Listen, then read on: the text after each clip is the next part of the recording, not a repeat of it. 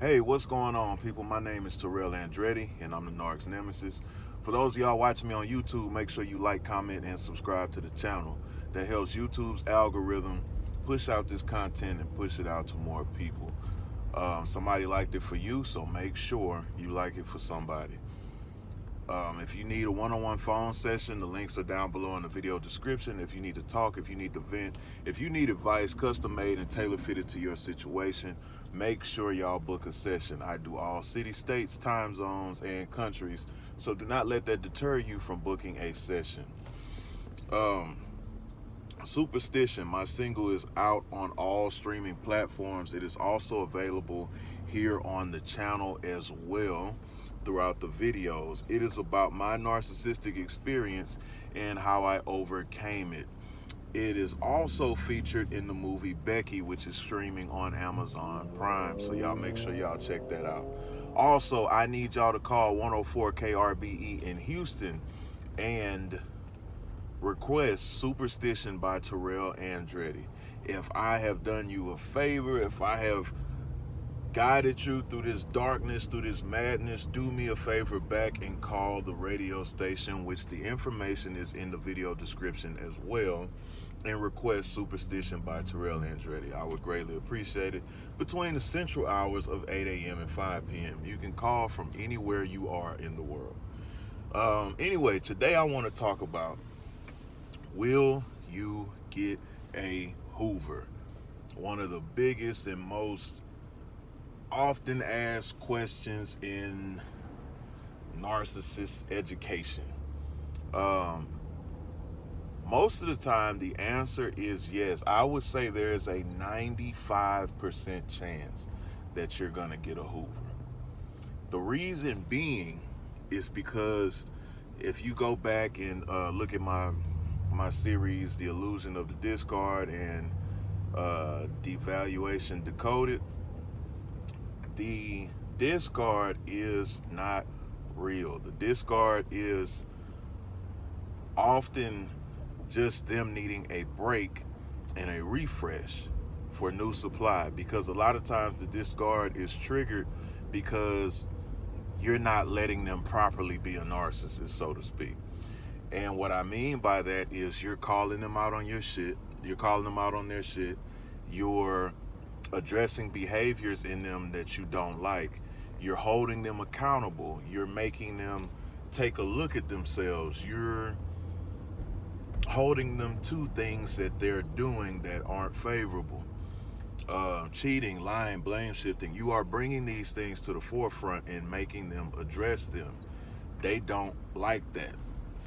So what they will do is, create some kind of big argument and, oh, well, you're crazy, and, why do you have to do this all the time? And, excuse me, basically just create an out for themselves. Things can be going perfectly good, but they will find a way to say, nah, let me fuck this up today.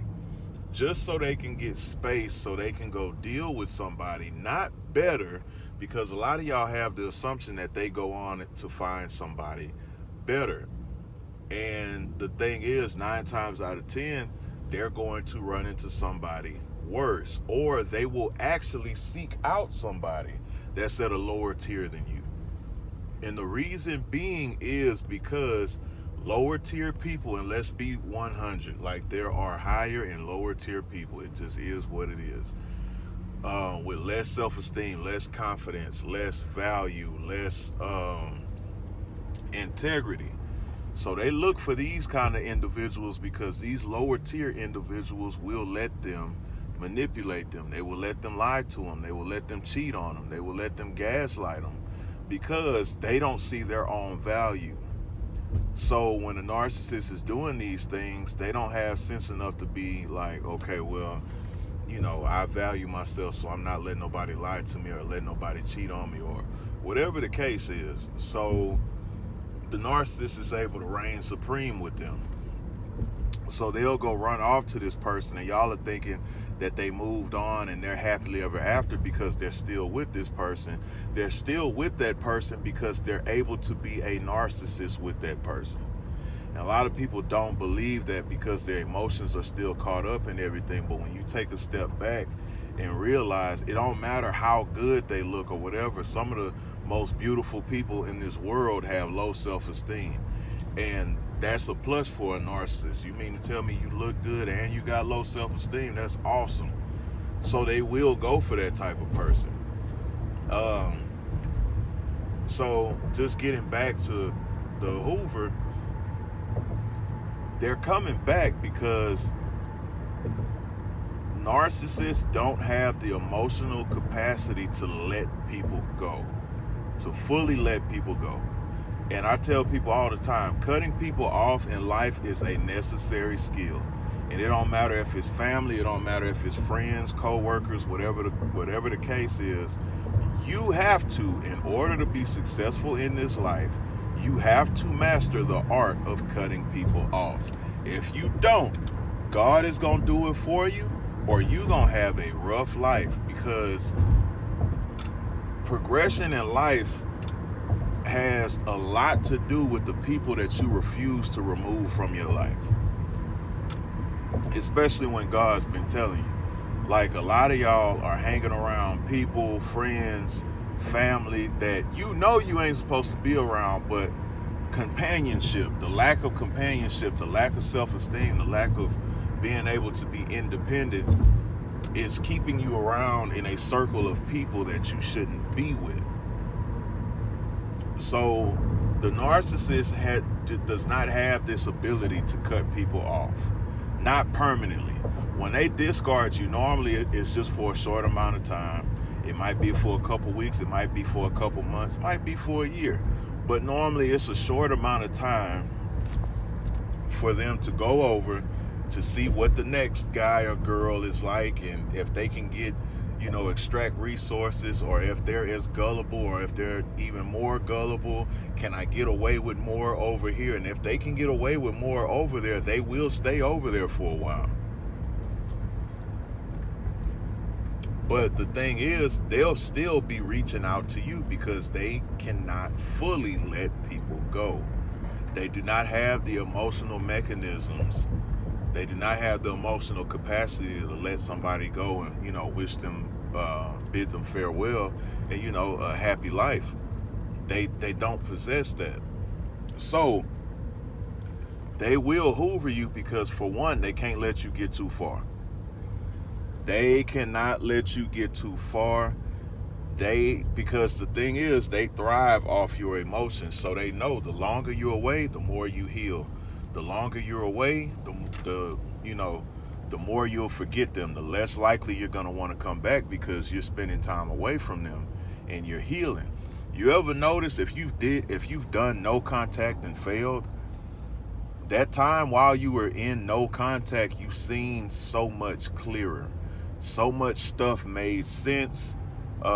It was refreshing to not be around them. It was just amazing to not have to deal with them on such a level. It was, you were hurt, but at the same time, you felt like you can breathe again. You felt for a brief moment that you were yourself again. They know this. So that's why they'll send these little text messages. They will pop up to places that they know you will be at. So it can be a reminder of them. All they want to do is put them back on your mind. Because when you start forgetting, the tactics that they use to get, to try to get you back, they don't really work. So the thing is, they can't let you get too far. So you will say, and I've said this, and I've known, so many people who have said this, oh, well, they're not coming back because the breakup was bad, or they're not coming back because now they're dealing with this other guy. They're not coming back because now they're with this other woman, or they had kids, or they're married, or whatever the case is. And it's almost 100% success rate. They always call me back and say, man, guess who called?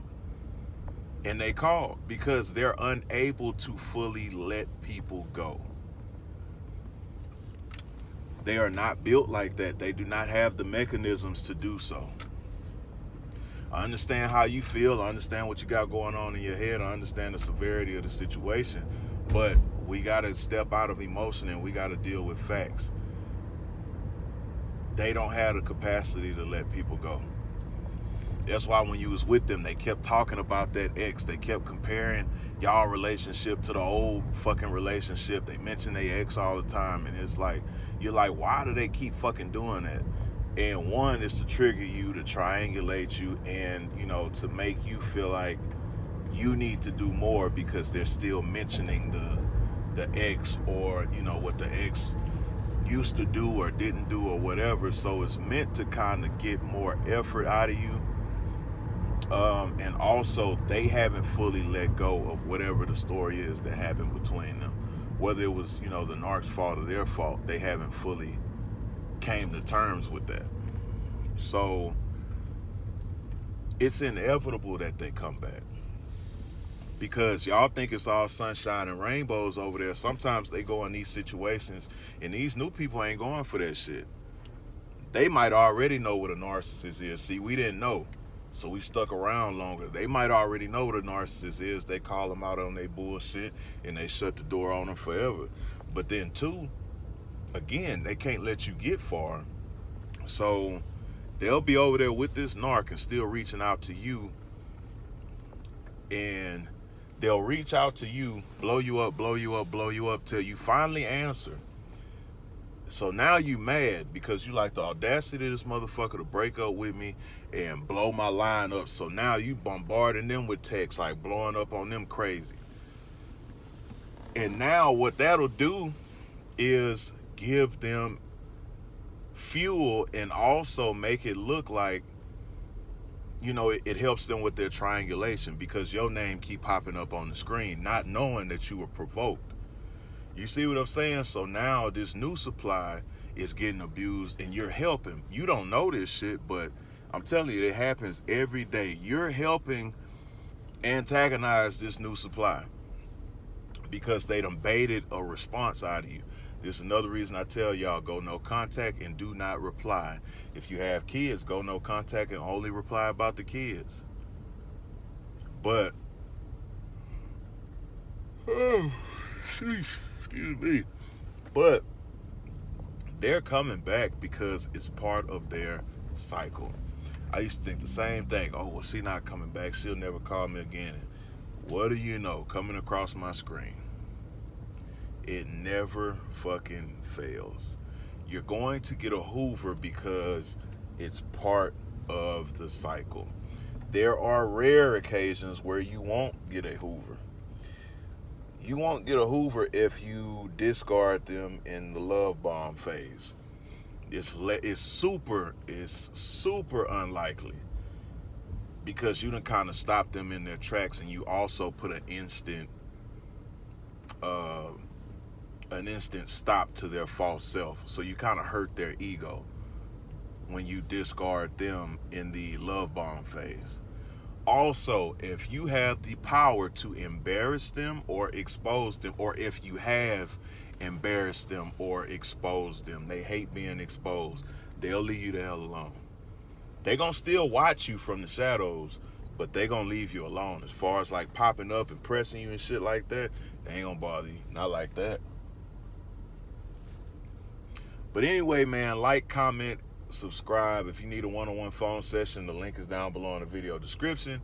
If you need to talk, if you need to vent, if you need advice custom made and tailor fitted to your situation, make sure y'all book a session. I do all cities, states, time zones, and countries, so do not let that deter you from booking a session. Superstition is out now on all streaming platforms. It is also available here on the channel throughout the videos. It is about my narcissistic experience and how I overcame it.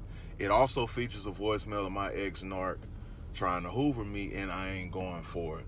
Superstition is also featured in the movie Becky, which is streaming on Amazon Prime, so y'all make sure y'all check that out. Also, I need y'all to call 104 KRBE in Houston and request Superstition by Terrell Andretti. The station name and information will be in the video description, so make sure y'all tap in. If you say I've helped you out, helped you along your journey, and you know you feel like I've done something positive for you, just do something positive positive for me back and make that phone call. Excuse me, I'm stumbling over my words because I'm tired. But as always, another day, another way. And you ain't got to listen, but I know you heard me.